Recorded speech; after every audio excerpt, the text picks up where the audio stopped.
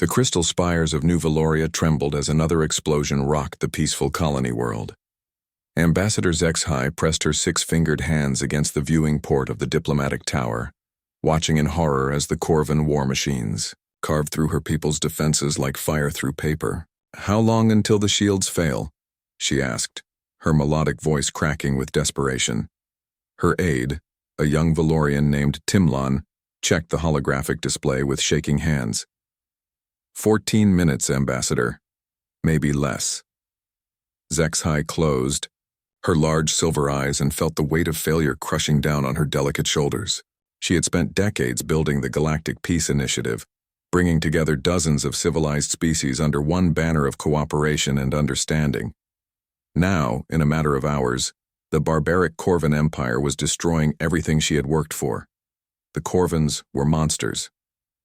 2 meters tall, covered in thick armor-like skin, with weapons that could melt steel and a culture built entirely around conquest. They had already consumed 17 peaceful worlds in the past year, enslaving or slaughtering anyone who couldn't fight back. "Ambassador." Timlon's voice was barely a whisper. "The Emergency Council is requesting your presence. They're talking about surrender." "Surrender?" Zexhai spun around, her flowing robes billowing behind her. "They want to hand over our children to become Corvan slave soldiers? Our scientists to build their war machines?" Another explosion shook the tower, this one much closer. Through the walls, they could hear the terrified screams of civilians fleeing. Through the streets below, Timlon pulled up a holographic map of the local star systems. "The Altarian Defense Fleet is 3 days away. The Centauri Peacekeepers are 5 days out. We don't have 3 days, Ambassador. We barely have 3 hours." Zexhai stared at the tactical display, her brilliant mind racing through possibilities. The civilized species of the galaxy had never needed to develop serious military technology. They solved conflicts through diplomacy, trade agreements, and cultural exchange. The idea of building weapons designed to kill had always seemed barbaric and unnecessary, until now. "What about the restricted databases?" she asked suddenly. Timlon's eyes widened. "Ambassador, those files are classified beyond our clearance level. The Galactic Council sealed them for good reason. The Galactic Council is about to be extinct," Zexhai snapped. She moved to her personal terminal and began entering her highest level access codes. "There has to be something in the ancient archives. Some species we haven't contacted yet. Someone who might be able to help." The terminal chimed as layers of security fell away. Zexhai had spent her career building trust between species, and that trust had earned her access to some of the galaxy's deepest secrets. Files began scrolling past her vision. Long-lost civilizations, extinct species, failed first contact attempts, and then, buried deep in a subsection marked with every possible warning label, she found something that made her heart skip a beat. "Deathworlders," she whispered. "What?" Timlon moved closer to read over her shoulder, then immediately stepped back in shock. "Ambassador, that classification, it means a species evolved on a planet so dangerous that survival required becoming something the civilized galaxy considers impossible." Zexhai's voice was distant as she read the terrifying statistics. Gravity 3 times galactic standard. Atmospheric composition that would be toxic to most species. Predators that could tear through military-grade armor. Climate extremes that regularly killed entire ecosystems. And somehow, impossibly, intelligent life had not just survived on this nightmare world, it had thrived. "The species calls themselves humans," Zexhai continued reading. "They achieved nuclear technology before they achieved peace. They literally split atoms to make weapons before they figured out how to work together. Their planet is classified as a Class 12 death world, the highest possible rating." Timlon was backing toward the door. "Ambassador, the warnings. It says contact with Deathworlder species is forbidden except in cases of galactic extinction level events," Zexhai finished. She looked out the window again, where Corvan ships were now landing troops directly into the city streets. "I'd say this qualifies." Her fingers flew across the control interface, pulling up the restricted communication protocols. "According to this, they have something called an internet. a planetary information network. We can send a signal directly to their world, but... She paused, reading the warning labels. But we have no idea how they'll respond to first contact. What if they're hostile? Timlon asked. Zexhi watched a group of Corvan soldiers drag a family of Valorian civilians from their home below. What if they're not? She began composing the message, her hands shaking as she typed. How do you ask for help from a species you've never met? How do you explain that your entire civilization is about to be destroyed? This is Ambassador Zexhi of the Galactic Peace Initiative. She began recording. We are transmitting this message on all available frequencies to the planet designated as Earth in the Sol system. We know this is first contact. We know this violates dozens of interstellar protocols. But we are desperate. She took a deep breath as another explosion rocked the building. We are under attack by a species called the Corvans. They are destroying peaceful worlds across this sector of the galaxy, enslaving or killing everyone they encounter. Our defenses were not designed for war. We have perhaps 2 hours before our shields fail and our world falls. Zexhi looked directly into the camera, her silver eyes filled with tears. We know your planet has been classified as a death world. We know your species has survived things that would kill most of us. If you can hear this message, if you have the technology to reach us, please. We need help. The coordinates for New Valoria are attached to this transmission. She paused the recording and looked at Timlon. Should I send it? Before he could answer, the building shook so violently that both of them were thrown to the floor.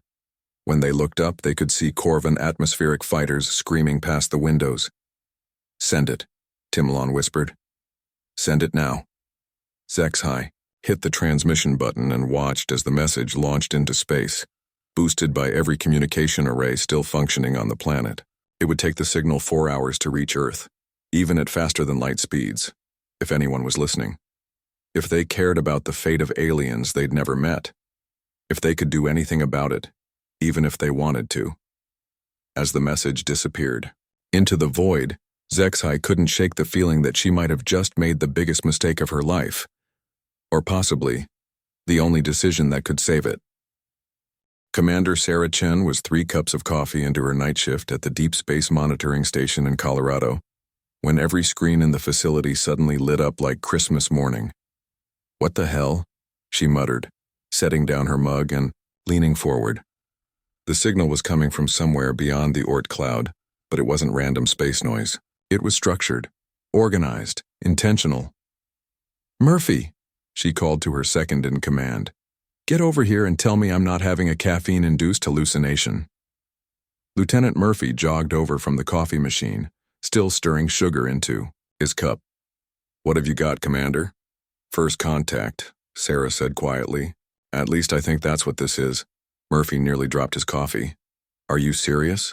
Sarah's fingers flew across her keyboard, running the signal through every decryption and translation protocol they had. The signal is using mathematical constants as a baseline, prime numbers, pi, golden ratio, classic universal concepts. But there's also some kind of audio component embedded in it. She isolated the audio track and played it through the speakers. The voice that filled the control room was unlike anything either of them had ever heard. Melodic, almost musical, but tinged with obvious desperation. This is Ambassador Zexhi of the Galactic Peace Initiative. By the time the message finished playing, Sarah and Murphy were staring at each other in stunned silence. Around them, other technicians had gathered, drawn by the impossible sound of an alien voice speaking about war and destruction among the stars. Commander, Murphy said slowly, what do we do with this? Sarah was already reaching for the red phone that connected directly to the Pentagon. We wake up everyone who has a security clearance higher than ours. Wait, Murphy grabbed her arm. Think about this for a second. If this is real, and I mean really real, then we're talking about alien refugees asking for military assistance against other aliens. That's not a first contact scenario anyone ever planned for. Sarah paused, her hand hovering over the phone. You're right, but look at the coordinates they sent. She pulled up a star chart on her screen. New Valoria. It's a real star system, 43 light-years away. The signal propagation matches perfectly. Either this is the most elaborate hoax in human history, or we just received a genuine SOS from space. And if it's real, then there are aliens out there who think we might be able to help them fight a war. Murphy's voice was grim. What does that say about how they see us? Before Sarah could answer, her communication console exploded with incoming calls. The message had been broadcast on multiple frequencies, and apparently, every space monitoring facility on Earth had received it simultaneously. Commander Chen, this is General Morrison from Strategic Command. We need you to secure that facility immediately and prepare for immediate classified briefing. Sarah grabbed the handset. General, what's our protocol for this situation? There is no protocol for this situation, Commander. That's why I'm sending a team to Colorado in the next 30 minutes. Nobody talks to anyone about this until we figure out what we're dealing with. But it was already too late for secrecy. Sarah could see news alerts starting to pop up on her personal phone. Amateur radio operators had caught pieces of the transmission. Social media was already buzzing with fragments of the alien message. Within an hour, the president was on television addressing the nation. My fellow Americans and citizens of the world, President Martinez began, standing behind the podium in the Oval Office. 2 hours ago, we received confirmed contact from an extraterrestrial civilization. This is not a drill. This is not science fiction. This is real. The president's face was grave as she continued. The beings who contacted us are requesting military assistance against what they describe as an aggressive alien empire that is destroying peaceful worlds. We are currently in emergency consultation with world leaders and our top military advisors to determine how to respond. In living rooms across the world, families gathered around televisions and computer screens trying to process the impossible news.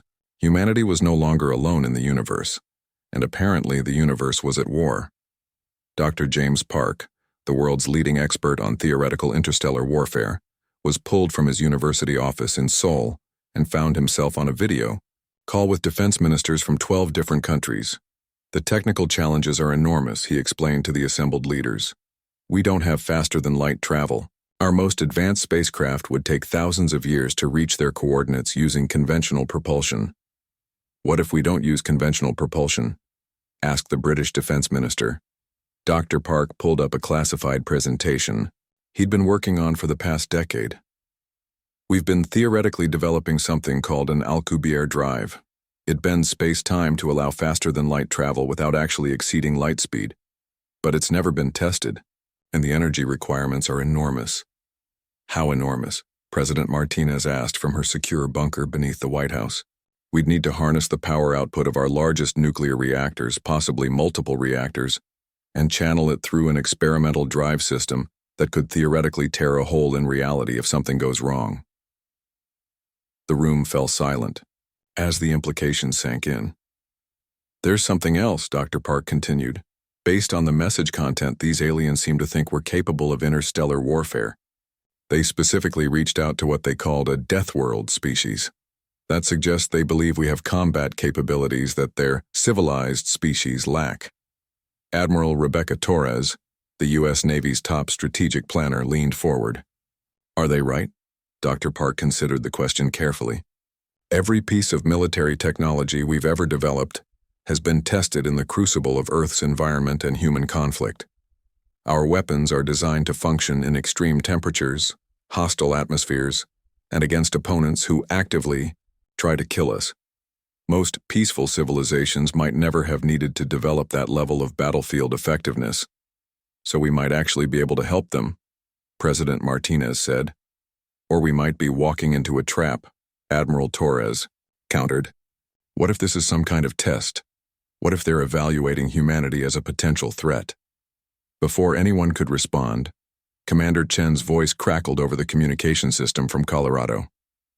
Mr. President, we're receiving another transmission from the same source. This one's much shorter. The new message played through speakers around the world. Shield generators failing. Corvin ground forces in the city.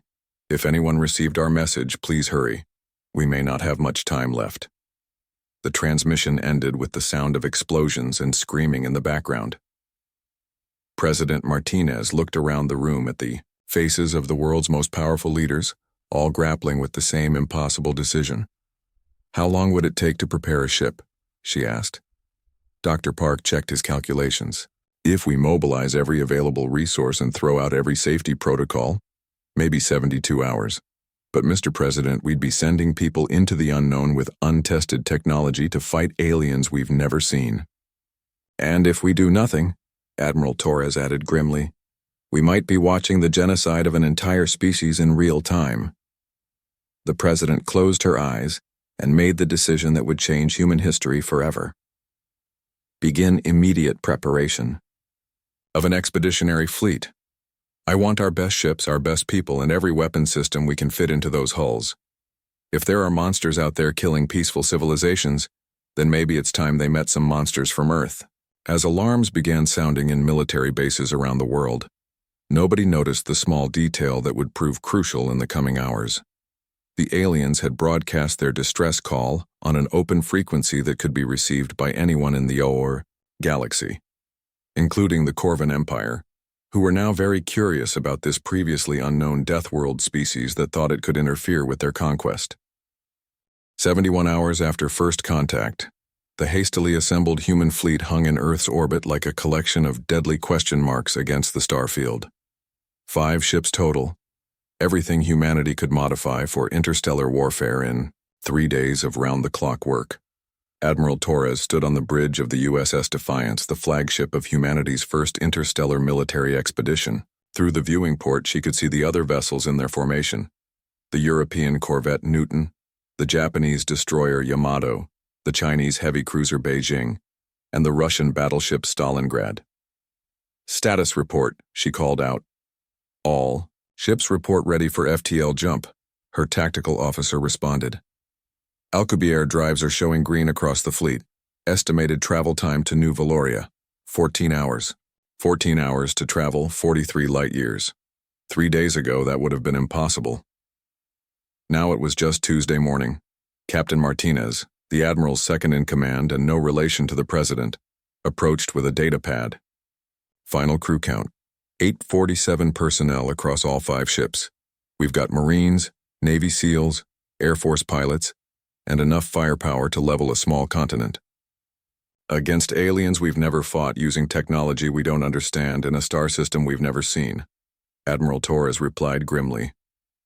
"Any word from our science teams about what we might be facing?" Dr. Park's voice crackled over the intercom from the Newton.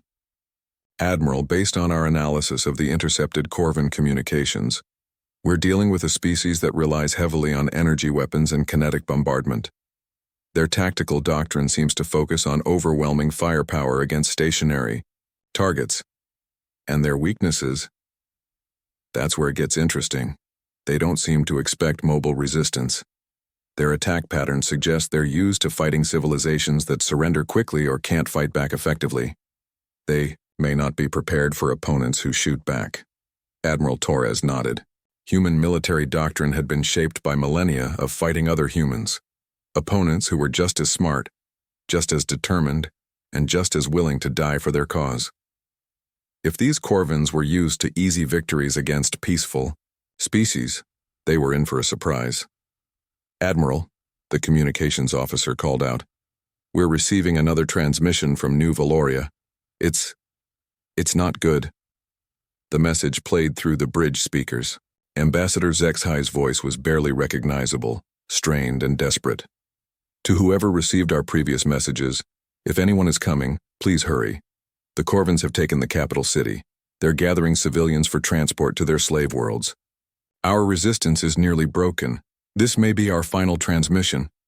The bridge fell silent except for the hum of the ship's engines. "Time to jump?" Admiral Torres asked. "We can initiate FTL in 60 seconds, the helmsman replied. "All ships. This is Defiance Actual. Prepare for jump to New Valoria on my mark." Torres took a deep breath. "Ladies and gentlemen, we're about to make first contact with hostile aliens.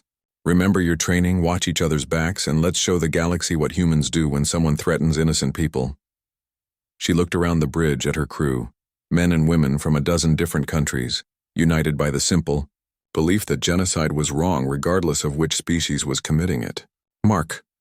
Space twisted around the 5 ships as the Alcubierre drives activated. Reality bent, compressed, and then snapped back as the fleet disappeared from Earth's orbit in a flash of distorted light. 14 hours later, they emerged in the New Valoria system to find a scene of devastation that would haunt their dreams for years to come. The planet below was wreathed in smoke from burning cities. Corvin ships hung in orbit like metallic vultures, some as large as small moons. Debris fields marked the locations where the peaceful Valorian defense fleet had made their final stands. Jesus Christ, someone whispered on the bridge. Tactical assessment, Admiral Torres ordered, her voice steady despite the horror of what they were seeing. 47 Corvin vessels in system, the tactical officer reported. Ranging from destroyer class to what appears to be a mobile fortress the size of Manhattan, they're running escort patterns around troop transports lifting off from the planet's surface. And they haven't noticed us yet? Negative. We emerged at the system's edge, behind the outer moon. But Admiral, the tactical officer paused.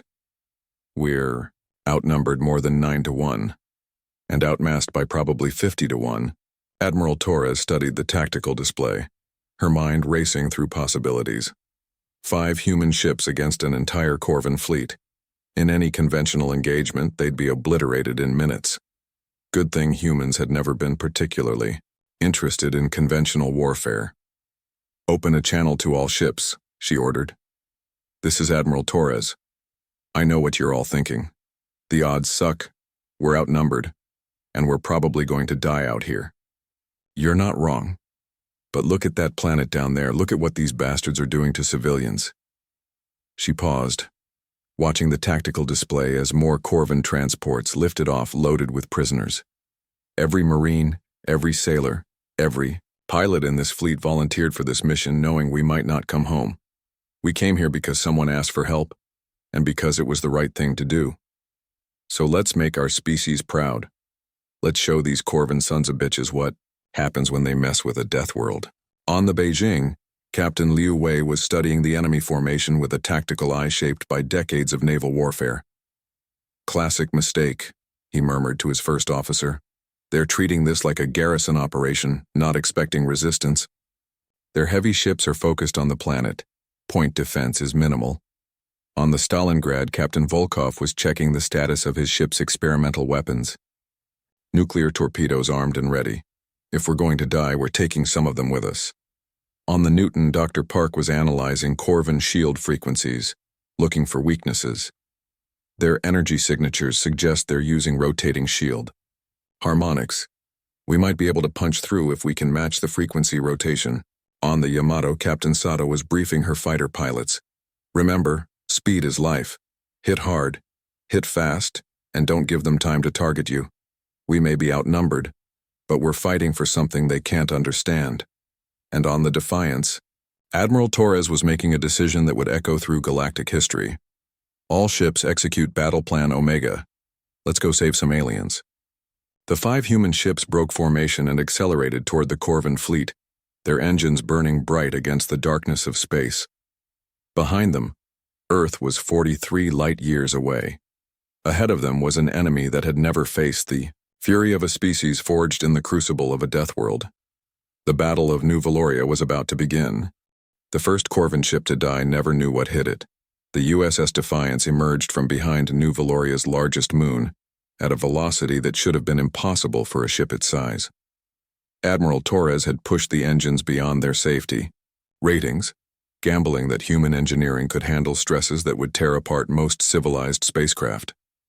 Target the command vessel, she ordered. All weapons, maximum yield. The Defiance's railguns opened fire first. Projectiles accelerated to a significant fraction of light speed by electromagnetic fields that could have powered a small city. The Corvin ship's shields flared and failed under the kinetic impact, never designed to stop solid matter moving at relativistic speeds. Nuclear torpedoes followed, their warheads small by human standards but devastating to aliens who had never needed to design armor against planet-killing weapons. The Corvin command ship broke apart in a brilliant flash of atomic fire, its debris raining down on the ships below. First blood to humanity, the tactical officer reported with grim satisfaction, but the Corvins recovered quickly. The remaining 46 ships began turning toward the human fleet, their energy weapons charging with an ominous hum that could be felt through the vacuum of space. Incoming transmission, the communications officer announced. It's from the Corvin fleet. A new voice filled the bridge, deeper than the Valorian ambassadors, filled with arrogance and barely controlled fury. Unknown vessels. You have interfered with a legal military operation of the Corvin Empire. Identify yourselves and withdraw immediately, or be destroyed.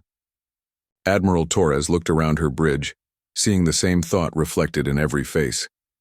These aliens had just threatened Earth's first interstellar expedition. Open a channel, she ordered. The Admiral's voice carried across space to every Corvin ship in the system. This is Admiral Rebecca Torres of the United Earth Defense Fleet. You are committing genocide against a peaceful species. Cease your operations immediately and withdraw from this system, or we will make you withdraw. The response was immediate, and exactly what Torres had expected. Earth? The Corvin commander's voice dripped with contempt. Never heard of it. You claim to represent some previously unknown species, yet you field only 5 primitive vessels? Your arrogance will be your destruction. Energy beams lanced across space toward the human fleet, brilliant streams of coherent plasma designed to melt through the hulls of Valorian ships. They struck the deflector shields of the Beijing and scattered, harmlessly into space.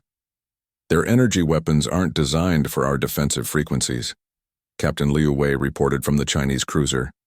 Our shields are holding at 97%. The Corvin commander's next transmission carried a note of confusion. Impossible, no species has ever— Oh, shut up. Admiral Torres cut him off. All ships weapons free. Show them what a death world looks like when it's pissed off. What followed was unlike anything the galaxy had ever seen. The Newton, smallest of the human ships, danced through the Corvin formation like a gymnast on fire.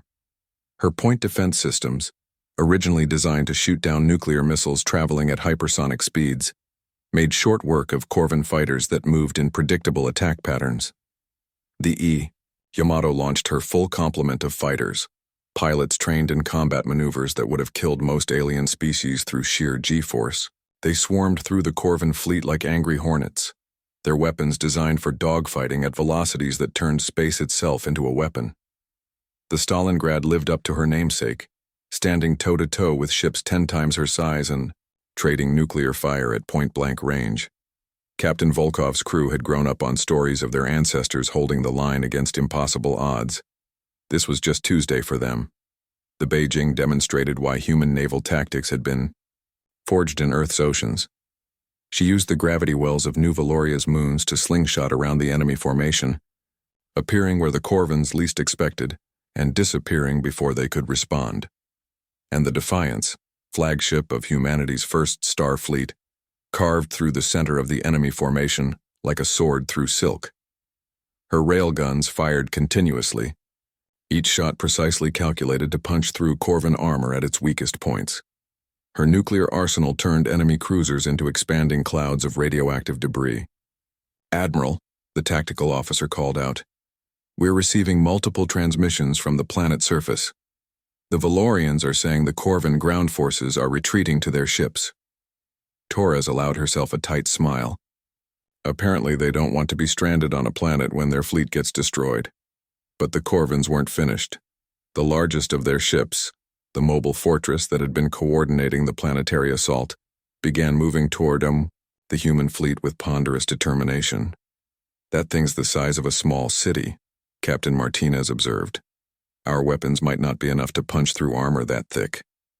Admiral Torres studied the massive ship on her tactical display. Its weapons could probably destroy her entire fleet if they got within range, but it was also slow, designed for bombarding planets rather than fighting mobile opponents. All ships, execute Pattern Delta 7. We're going to show them why evolution gave humans pack-hunting instincts. The 5 human ships scattered in different directions, forcing the Corvin fortress to choose which target to engage first. When it turned its massive guns toward the Defiance, the other 4 ships converged on its flanks. When it tried to track, the faster Beijing, the Stalingrad hit it with nuclear fire from its blind spot. For 20 minutes, the human fleet danced around the alien fortress like wolves around a mammoth, striking at weak points and vanishing before the giant ship could respond effectively. Their rear shields are weakening, Dr. Park reported from the Newton. I'm reading massive power fluctuations in their aft sections. All ships converge on the fortress stern, Torres ordered. Maximum firepower, everything we've got. Earring. Human warships opened fire simultaneously on the fortress's weakest point. Railgun slugs moving at relativistic speeds, nuclear warheads with yields measured in megatons, particle beams that could cut through planetary bedrock, all focused on a single section of alien armor. The Corvin fortress held for almost 30 seconds. Then its rear shields collapsed, its armor failed, and human weapons reached the ship's reactor core. The explosion was visible from the planet's surface, a new star that burned for almost a minute before fading into scattered debris. When the light cleared, the mobile fortress was gone, taking with it the command structure of the entire Corvin fleet. The remaining enemy ships, suddenly leaderless and facing opponents who had just destroyed their most powerful vessel, made a decision that would have been unthinkable an hour earlier. Admiral, the communications officer announced, we're receiving surrender requests from the surviving Corvin ships. Torres looked at the tactical display. 18 Corvin vessels remained out of the original 47, most of them damaged, and trying to retreat to the system's edge. Patch me through to the planet, she ordered. Let's see if our new alien friends are still alive down there. The response came immediately. Ambassador Zexhi's voice filled with wonder and disbelief. Human ships, this is New Valoria. We saw the battle. You defeated them. You actually defeated the Corvin Empire. We defeated one Corvin fleet. Ambassador, Torres replied. I suspect they'll be back with more ships once they figure out what happened here. But for now, your people are safe. There was a long pause before the ambassador responded. Admiral Torres, I need to ask, why? Why did your species risk everything to help people you'd never met? Torres looked around her bridge at the crew members who had volunteered for this impossible mission. Men and women from different countries, different backgrounds, different beliefs, all united by the simple conviction that genocide was wrong. Because someone asked for help, she said simply, and because it was the right thing to do. As the human fleet took up defensive positions around New Valoria, nobody noticed the small Corvin scout ship that had escaped the battle. It was already accelerating toward the edge of the system, carrying news of humanity's existence to the broader Corvin Empire. The galaxy was about to learn that Earth was no longer hiding in the darkness between the stars, and somewhere in the depths of space, Corvin war planners were beginning to ask themselves a very important question. What other surprises might be waiting on this previously unknown death world? Epilogue: Ripples across the galaxy.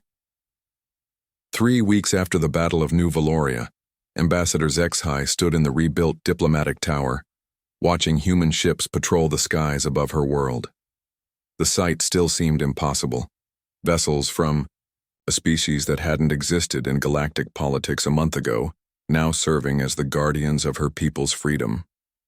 The Galactic Council wants to meet with them, her aide Timlon reported, reviewing the flood of messages that had arrived since news of the battle spread. 17 different species have requested embassy exchanges.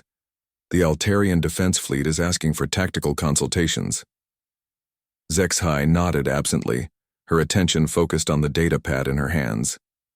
It contained humanity's response to the Council's formal invitation to join galactic civilization, a response that had surprised everyone. They declined membership, she murmured, still trying to process the implications. Declined? Timlon's voice carried the same confusion she felt. But they saved us. They proved themselves worthy of... Admiral Torres was very polite about it, Zexhi interrupted, reading the message again. She thanked the Council for the invitation but explained that humanity prefers to handle its own affairs. They're willing to engage in trade and diplomatic relations, but they have no interest in joining our political structures. Through the window, she could see one of the human patrol ships, the Newton, conducting what they called a training exercise with some of the surviving Valorian defense vessels. The alien ship moved with a grace that seemed to defy physics, demonstrating maneuvers that would have been impossible for any council species. There's something else, Timlon continued hesitantly. The intelligence reports from our contacts in council space. There are rumors. What kind of rumors? About other death worlds. Other species that might be similar to humanity. The council apparently has records of several Class 10 and higher worlds that were marked as no contact centuries ago. Zexhai felt a chill run through her delicate frame.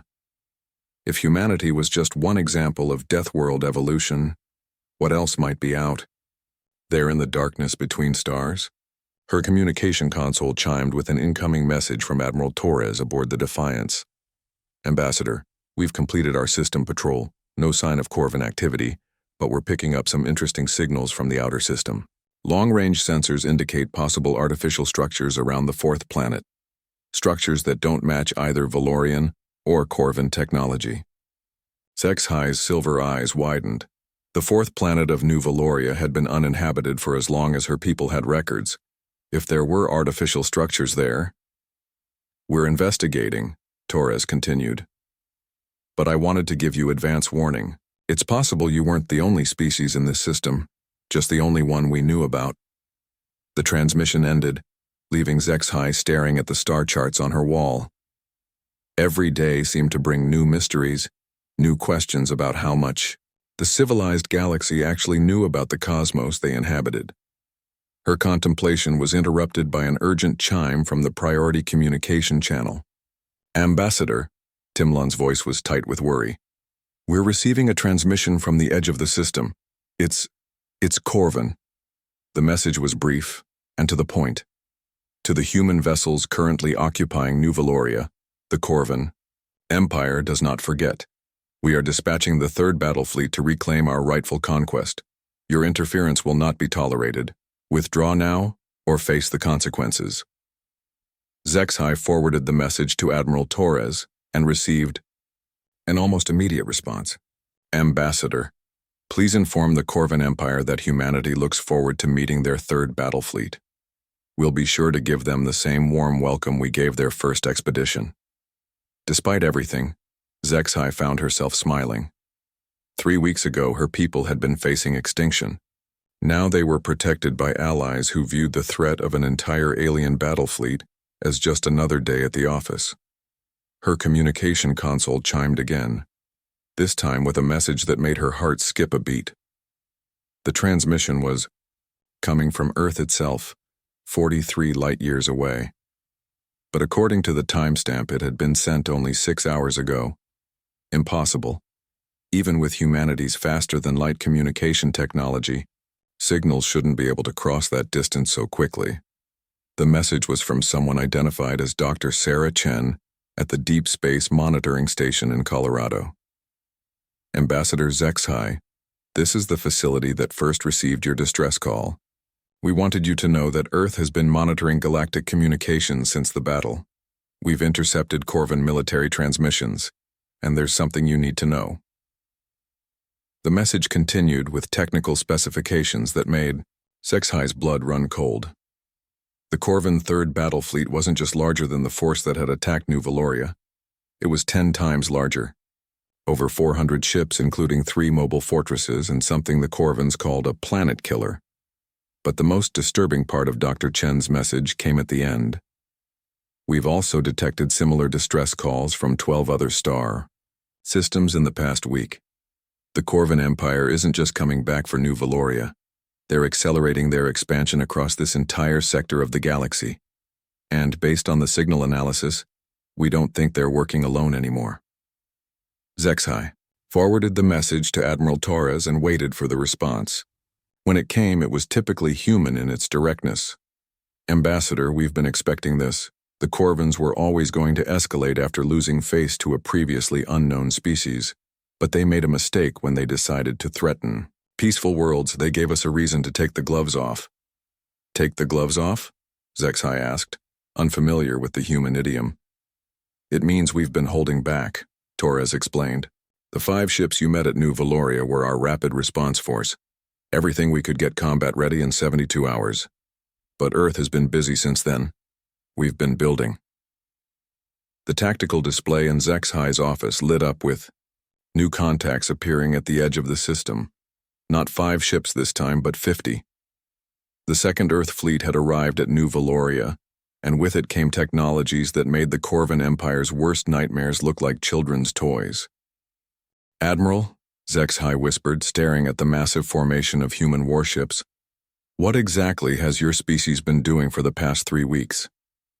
Torres's voice carried a note of satisfaction that would have terrified the Corvans if they'd been listening. Preparing for war, Ambassador. Real war. The kind that ends with one side ceasing to exist as a threat to innocent people.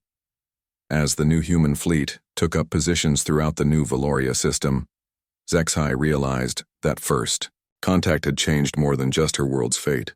Humanity had emerged from the darkness between stars not as another member of galactic civilization, but as something unprecedented, a species capable of fighting the galaxy's monsters on their own terms.